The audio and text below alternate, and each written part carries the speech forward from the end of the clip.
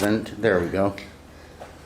Okay, the fuse burns, the period from 1826 to 1835. This is a period that causes many Texans to go from being loyal Mexicans to ones that demand a change. Now, what are the early troubles?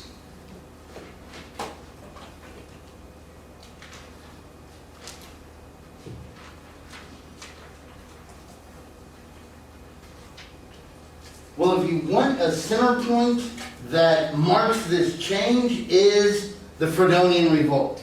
Think of it, it's just Benjamin Edwards and like 30 other guys with rifles that are able to take over Nacogdoches. They hold on to it for a week. Even Stephen F. Austin sends a militia from his colonies up there to evict them. But it makes people in faraway Mexico start to think, oh my gosh, something's bad is going to happen up there in Texas. And I mean, they already have reasons to be suspicious.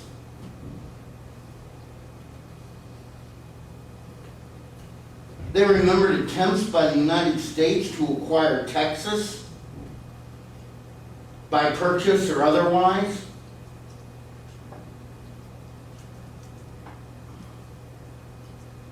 Like in 1825, President John Quincy Adams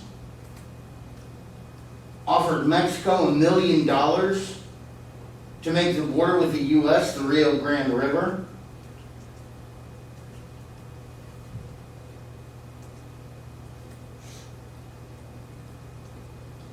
President Andy Jackson, he just upped the offer to $5 million.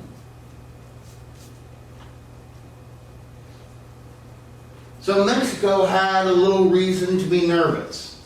Then they, of course, passed the Decree of April 6, 1830, thinking that's going to be the Band-Aid that's going to solve everything.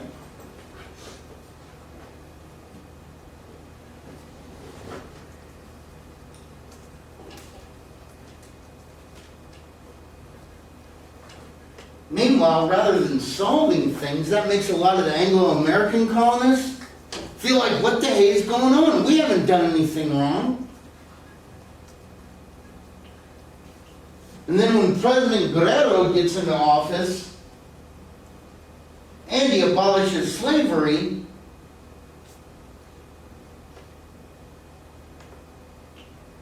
a lot of Texans were scared, including the Tejanos. Now, wait a minute, why would the Tejanos be scared about that? What happened with all the Anglo-Americans moving here and growing things? What happened to Texas? Well, I'll ask this another way. What happened to Plano just because Toyota moved their national headquarters here? It grew. It grew. The economy grew. But wait a minute. Plano isn't going to be charging Toyota taxes for a few more years. How could that be good for Plano?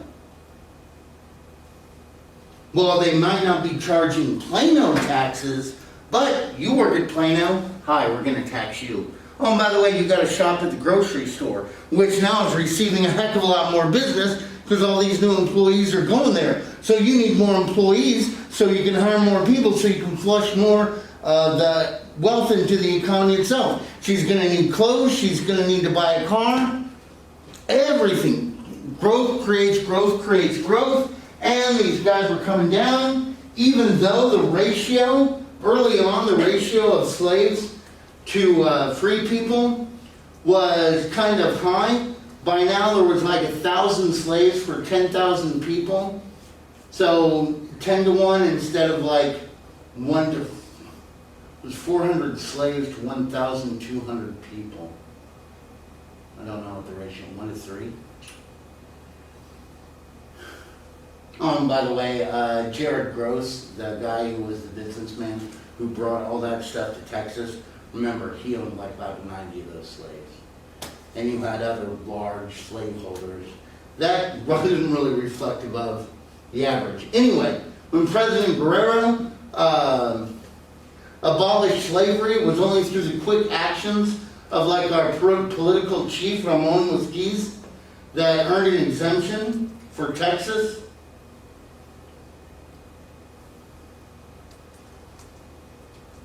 Now the disturbances of 1831 and 1832.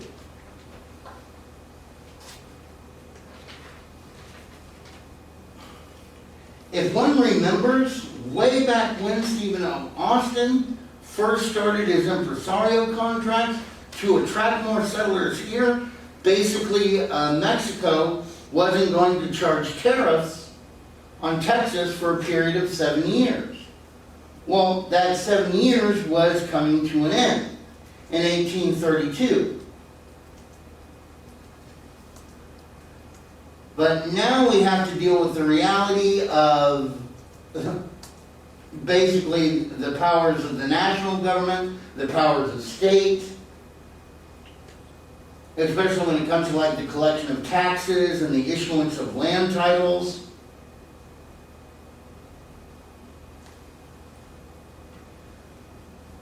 Soon rose to a conflict of Mexican national and state authority.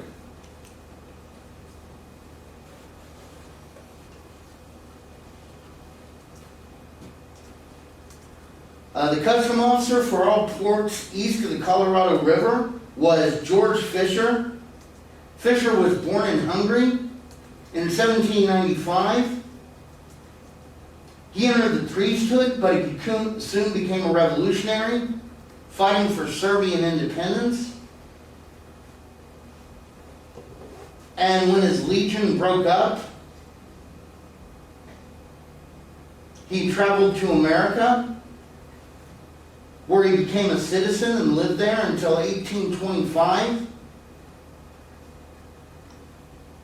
when he felt the call to join the new nation of Mexico.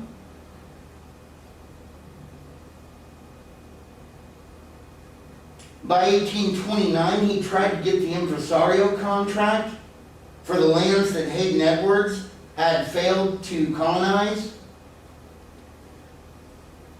And basically that fell apart. So he was appointed collector of customs at Galveston.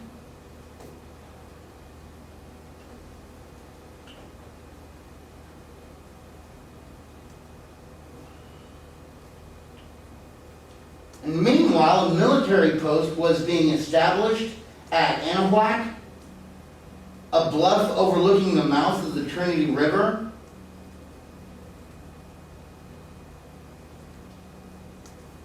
That post was led by Colonel Juan Davis Bradburn.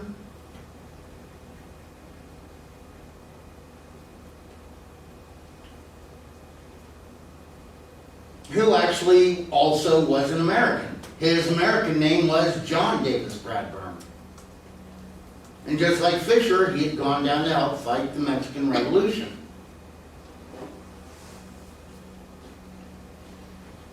And Mexico did this on purpose, thinking that, hey, if we have people that are like a lot of the people that are carrying the mercantile traffic, they'll be European or Anglo-American, just like they are, they're going to get relations on better.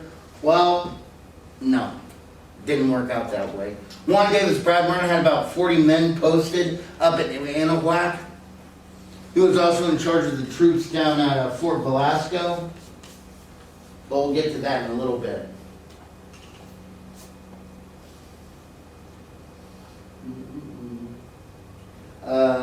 Basically, Bradburn's whole purpose was to curtail the smuggling that was being carried out at that place. And he was a strong supporter of the centralist Mexican president, Bustamante. And trouble began when a state-appointed land commissioner, Jose Francisco Madero, began to issue titles to settlers who had been living on the land since 1828. Now, they had lived there before they passed the decree of April 6, 1830, which forbade settlement in that area. And so Juan David Bradburn didn't like it at all. Meanwhile, Madero also, at kind of the junction in this smuggling road, the Atascocio Road, he started what would be known as the Town of Liberty. And he put the Ayuntamiento, or the government for the region, at liberty.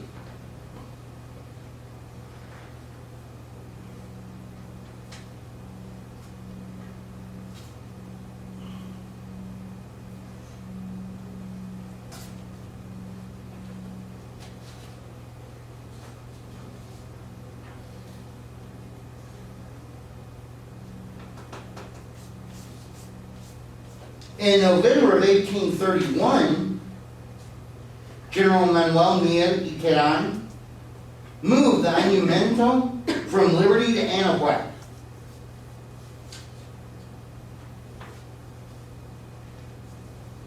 Also, he didn't approve of all these Anglo-American lawyers that were practicing before the courts of Mexico without a license from or a certification from Mexican authorities.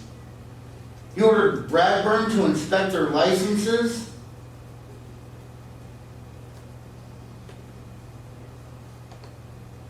General also asked for an inspection of land titles.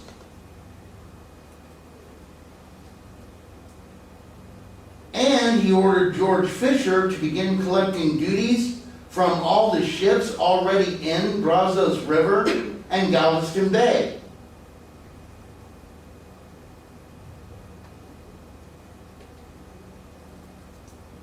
Now, of course, this was forcing you, if you were on the Brazos River, you had to either take a 200-mile trip to get up to Anahuac to pay for the customs duty, or you had to break the law to take your boat up to Anahuac, which frustrated a lot of the captains. And one of the ships, the Sabine, just ran the blockade. It didn't care. There was a second vessel, because the Sabine got away with it. The Nelson, they had placed cotton along the hulls of their vessel, so it's kind of like a cotton clad. They tried to make a run for it, and the shore battery opens up fire, damaging some of the riggings of the boat. In response, the captain of the vessel, Captain Samuel Fisher, called for his rifle. Spencer Jack grabbed it and fired at the Mexican soldiers, wounding one of them in the thigh.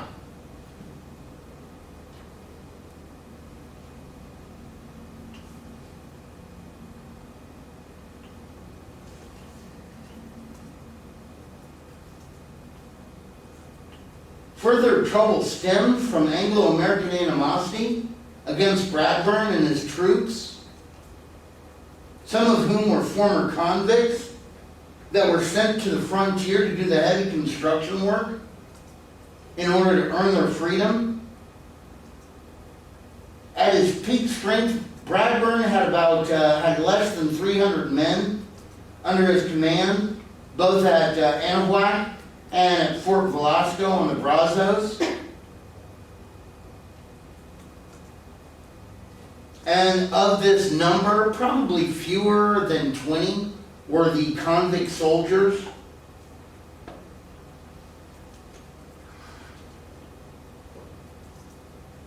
But the Anglo-American neighbors were attributing like petty thievery and attack against a woman to the presence of the prisoners among the military.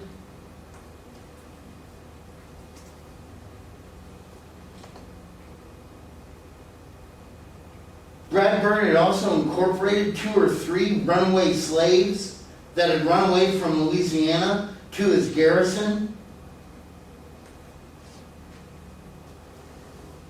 Mexico had allowed no slavery, like I said, but allowed Austin colonists to bring blacks in as indentured servants.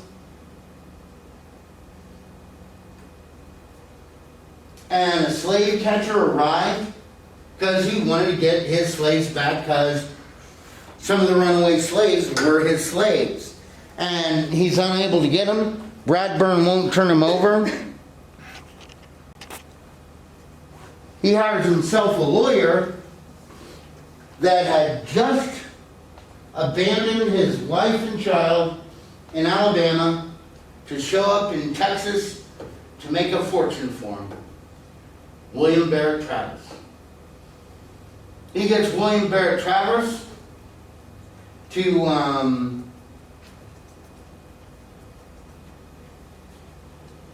to represent him. William Barrett Travis and his partner, Patrick Jack. By the way, Patrick Jack is the brother of Spencer Jack, the guy who shot at the Mexican soldiers.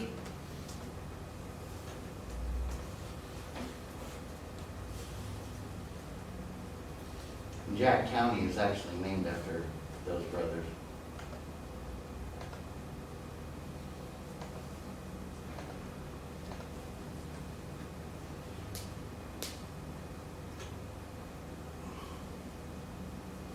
Anyway,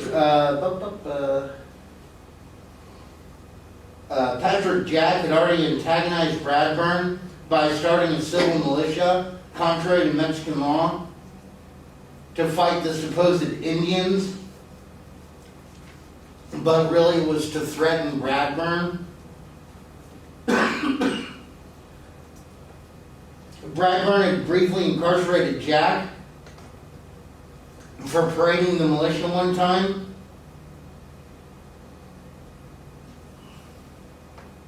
Later on, Travis did a practical joke where he had a boat and he knew that the Mexican soldiers could see him. He had a boat with all these boxes on it, and he took it over to shore and he started unloading all the boxes. And the Mexican soldados was going, "Hey, stop, stop!" And he's like, "What? And they open up the boxes and nothing are in it. And he's like, "Oh, you!" And then he passes on a note that an army or that a force of Louisianans was on the march to recover the fugitive, the fugitive slaves that he was harboring. And of course, when he realized that there wasn't this army on the way, Bradburn turns around and arrests both Jack and Travis. And because the jail that he had on site wasn't really suitable, they couldn't fit both Travis and Jack, so they put them in a brick kiln. That's not on, of course, but that's what they imprisoned them in.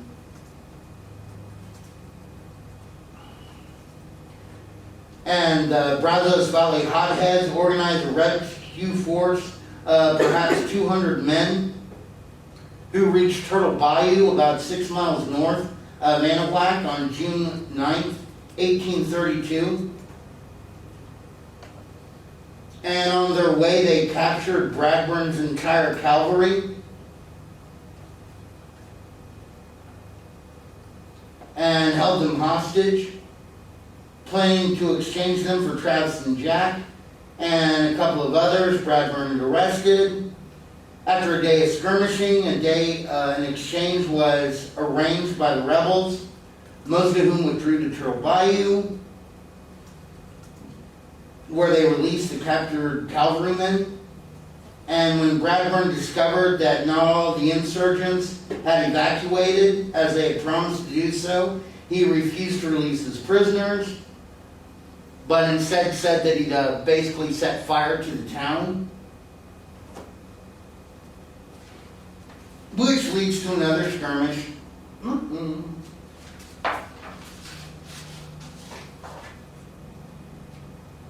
And basically the guys retreat to Turtle Bayou till they can get more artillery. So we have the Battle of Velasco, where they send Henry Smith and John Smith down to Brazoria to get a cannon there, because there was a cannon. Because they're thinking up at Anahuac that if they have that cannon, they'll be able to do some damage to the Mexican troops up there. They get down to Brazoria, they pick it up. Then as they're leaving, they've got to pass Fort Velasco, which is at the mouth of the river, and it's underneath the command of Domingo Dugartechea.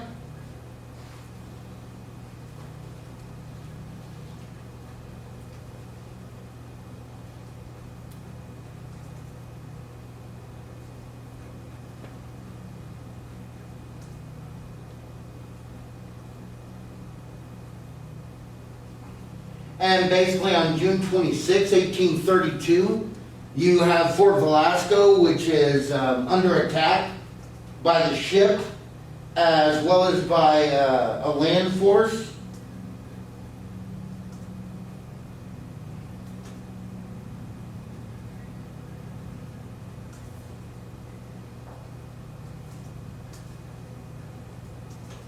And you got Techea, basically the Texans had between 100 and 150 men.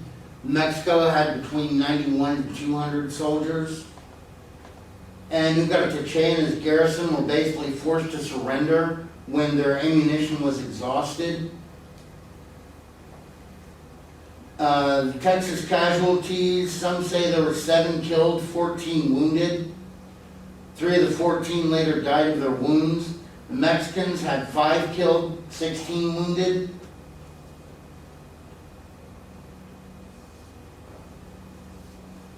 And so they were taking the cannon up to Anahuac. I'll go back. But before the cannon gets up there, you had Colonel Jose de la Piedras, who was Bradburn's immediate superior. He arrived from Nacogdoches and, thinking he was outnumbered, bowed to the wishes of the insurgents. He removed Bradburn, installed the Monumento to Liberty, turned over the Anglo-American prisoners, and Travis Jack and the others soon returned to Anahuac, which included his garrison to rebel against the Centralist forces. A Federalist officer, Colonel Suburban, assumed command of the troops, and within a month he boarded the garrison on ships and moved to the Rio Grande.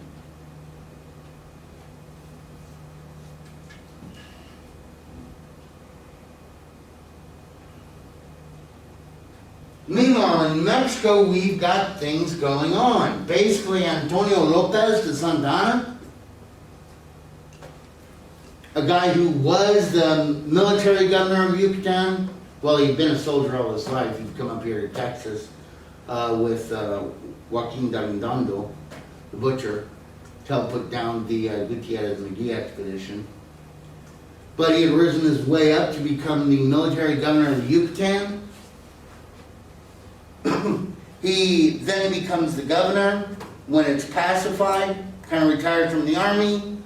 But then he says, you know what? He turns around, gets the military leader of the force at Veracruz to throw their support to him. He starts a rebellion against the centralist Bustamante, saying he's fighting for the support of the liberal Constitution of 1824.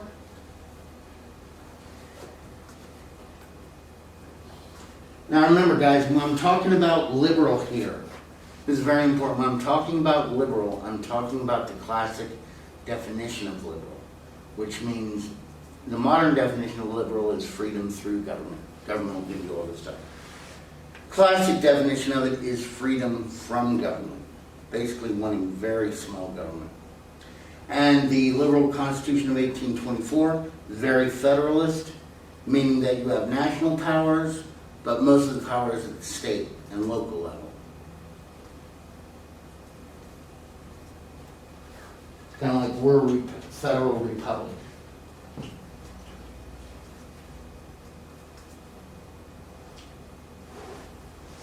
Now, what are some fun things? I think it's so funny, and of course it's all economically driven. What are some good examples of federal power here in America? Like, what are some of the laws that states have that not all states have? Like, what's legal in Nevada? What's legal in Nevada? Las Vegas. Gambling. Gambling. What else is legal? Prostitution. Legal. What's legal in Colorado? Marijuana. Now, that's the thing that gets me, because that's not really legal on the federal level. So, be interesting to see if anything ever happens there, but that's states' rights. They can do it. And like, what's legal in Oklahoma and Louisiana that isn't legal here in Texas? We talked about it in Nevada. Gambling. Gambling, yeah. I mean, we've got but who knows? Meanwhile, so you have Antonio Lopez de Santana fighting against Bustamante, going for the liberal constitution of 1824. Meanwhile, we in Texas, that little cadre of troops that's in the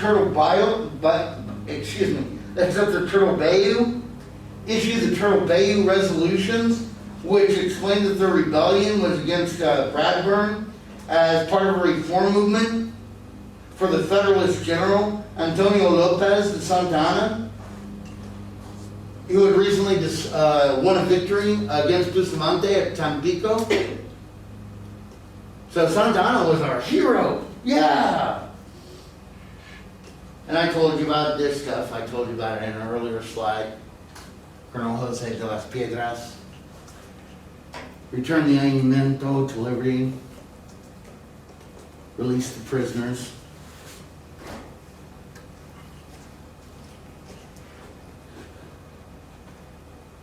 And then one of the Federalist generals, or colonels, Jose Antonio Mejia, he was on a boat with Stephen F. Austin.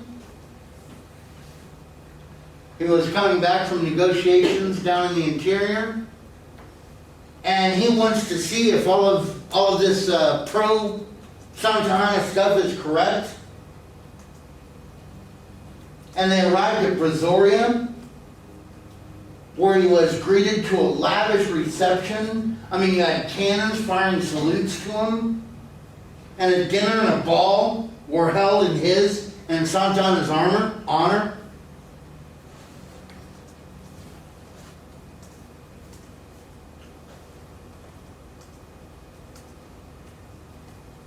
So he feels these cats are cool.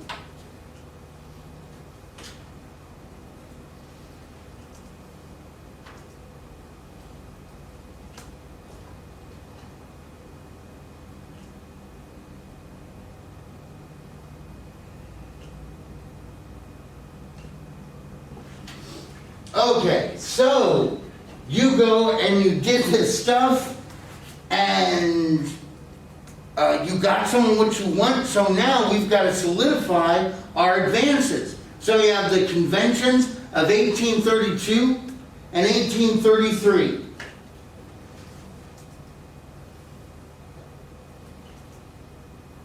And in the wake of the disturbances of 1832, the colonists want some reforms and concessions. So a call went out for delegates to meet at San Felipe on October 1st, 1832.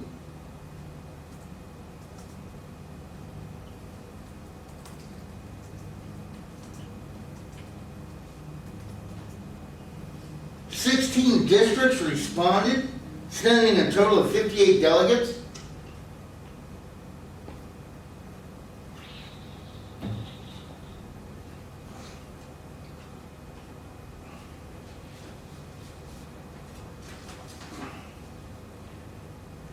Stephen F. Austin was elected the president, and the convention petitioned the national government for a repeal of the law of April 6th and for the admission of Texas as a state into the Mexican Confederation. So we want separate Mexican statehood. We asked for a further exemption from the tariff for another 3 years. And for the customs officials, once they are to be integrated, we want them to be chosen by local elected officials.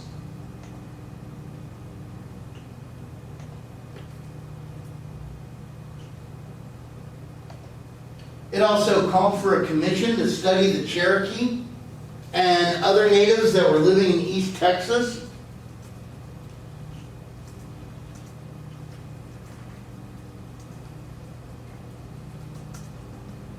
And it also put forward plans for organizing the militia.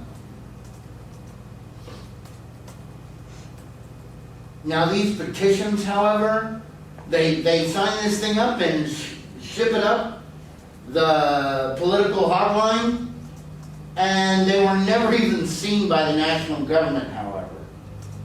Why? Because the governor of Coahuila y Tejas asked the political chief in San Antonio, Ramon Mosquiz, to remind the Texans that the convention was unconstitutional meeting and that Santana frowned on such conventions. Now, why do you think that Coahuila wouldn't want separate Mexican statehood for Texas?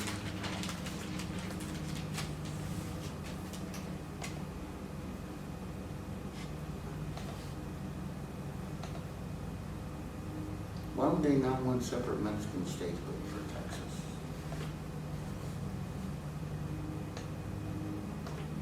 Well, why would we not want West Texas to break off and form a new state? Or why would we not want East Texas to break off and form a new state? We'd lose representatives in Congress. We'd lose political power. Other states would have more representatives than us. We'd lose the economy of all that. And so, we kind of like it here. And, even though the economies of Coahuila and Tejas are totally different. Coahuila is basically mining, stuff like that. We're agricultural. We were doing good. We were starting to make a profit. And Coahuila is like, no, calm down, guys. Well, before breaking up, of course, they say, hey, this is good. We've got to do it again next year. And so they have the convention of 1833, which meets on April 1st at San Felipe d'Ostin. And this had even more delegates than last time.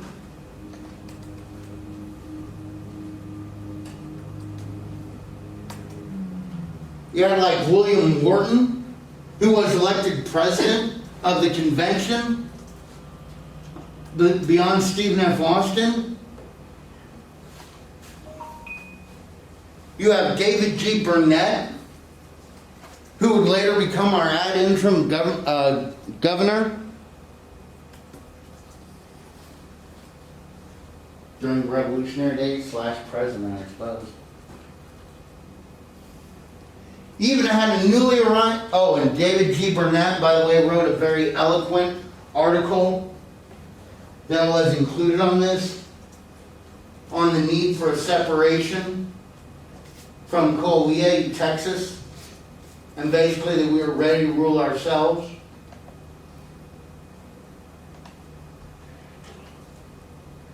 And this meeting adopted a state constitution that had been drafted by a committee led by newly arrived immigrant Sam Houston.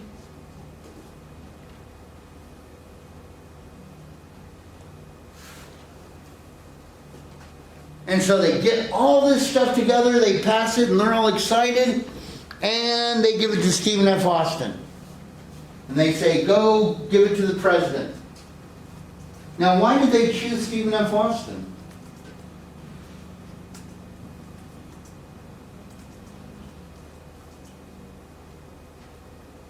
Why did they choose Stephen F. Austin? Well, guys, who always have been talking to the government for them? This guy talked to the government, so he was able to become an impresario, so that he was able to get sweet deals. Remember, Stephen F. Austin, he and Green DeWitt were the only two impresarios that were allowed to bring in Anglo-Americans to finish their contracts on their lands. Stephen F. Austin successfully did it. Green DeWitt, not so much.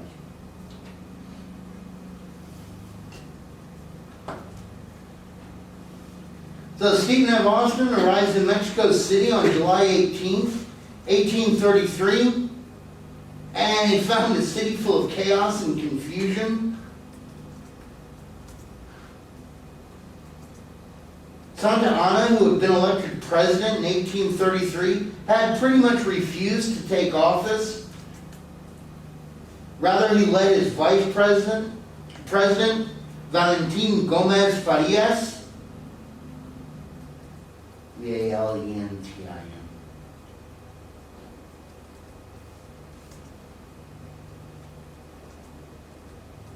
Now, why did Santa Anna not take power? Because he was the president. Well, he wasn't sure how much, like, the wealthy and powerful connected men in Mexico City and the church would like the liberal reforms. So he let Valentin Farias, you do it. And if it gets too much, he can go in and stop it. Kind of like, what was it? Was it last year that women in Saudi Arabia are finally able to drive by themselves? Did y'all know that? Now, who do you think said, hey, we ought to let women drive by themselves? It was the prince. Now, see, I think it's clever, because I think what the king does, the king says, okay, well, this is my prince's idea, and he's going to be taking over this country, so I'll go ahead and say it was his idea. So if it blows up in our face, hey, it wasn't my fault. You know, he's just a kid. When this is exactly the same thing that Santa Anna is doing with Farias. Anyway, Sam Houston meets with Farias, and he talks about support of the liberal constitution of 1824. Meeting was cordial. In the city, there had been a cholera epidemic that closed all businesses, and Austin was to kind of make progress in doing this, but he's not really making any traction with Farias. So, frustrated, on October 1st, he sends a letter to back to Texas, telling them that, he tells Farias that unless the government authorizes separate Texas statehood, the people of Texas would do it themselves. And he and Farias get into an argument where Austin writes the government in San Antonio to proceed and prepare for separate Mexican statehood. Because he kind of blows his top. Well, on November 5th, he finally has a meeting with Santa Anna, whom he found very sympathetic. And while Santa Anna did not agree to separate Mexican statehood for us, he gave in to almost every other demand. Like he agreed to repeal the law of April 6, 1830. He wanted to provide better mail service. He reduced the tariffs.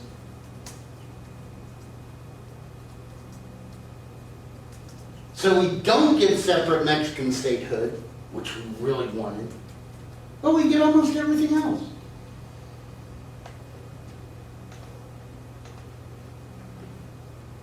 So SFA is kind of happy. And he's heading on his way back home.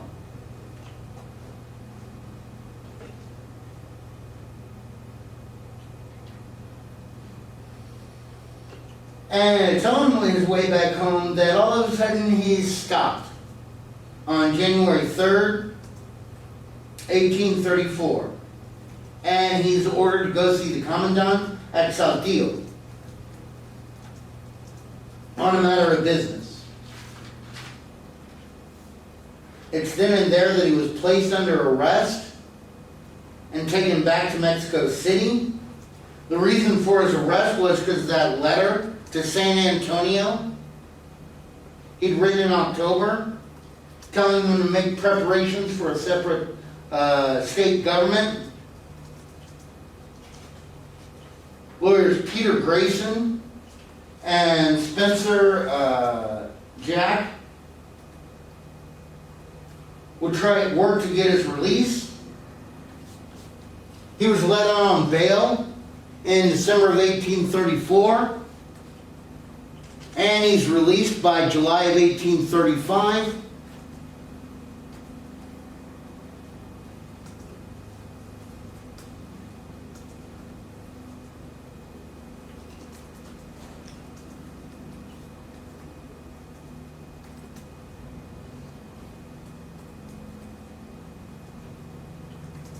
All this means is that Stephen Austin is gone from Texas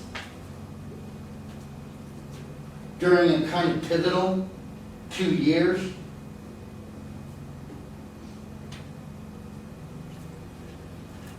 Santa Ana and the politics of Mexico.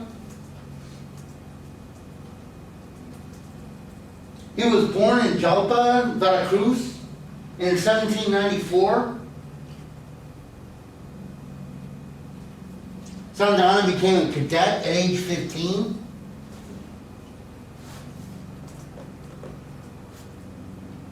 I think that was, he became a cadet in 1810. He was first wounded by an Indian shooting an arrow into his arm in 1811.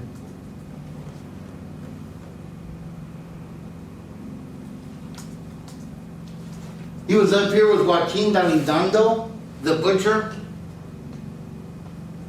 when they put down the Gutierrez expedition, or the Republican Army of the North.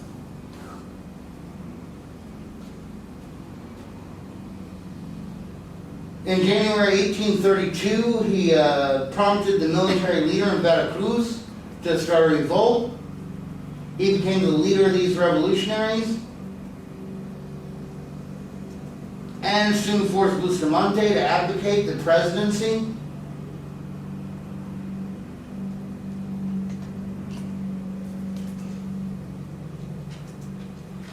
And then they called for elections, and he was easily elected president on April 1st, April Fool's Day, 1833.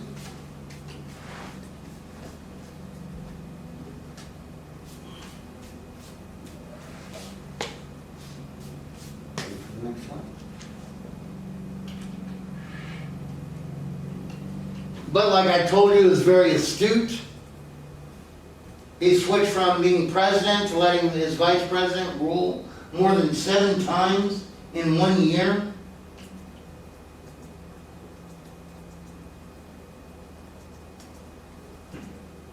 Basically, this allowed him to remove himself from the liberal reforms that were being undertaken.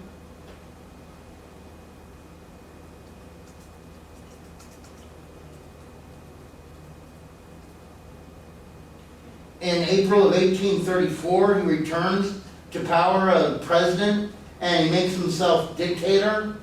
He undoes many of the reforms that Farias had undertook and replaced the liberal constitution of 1824 with the Siete Leyes, S-I-E-T-E, which basically provided for his dictatorial form of government. Now, of course, Federalists across the nation don't abandon their cause without resistance. Indeed, there were protests in many states, and some states, such as Zacatecas, California, Coahuila, Texas, and the Yucatan, were in open rebellion. Y'all are B. You're A? A, B, B, B. V. Boop, boop, boop.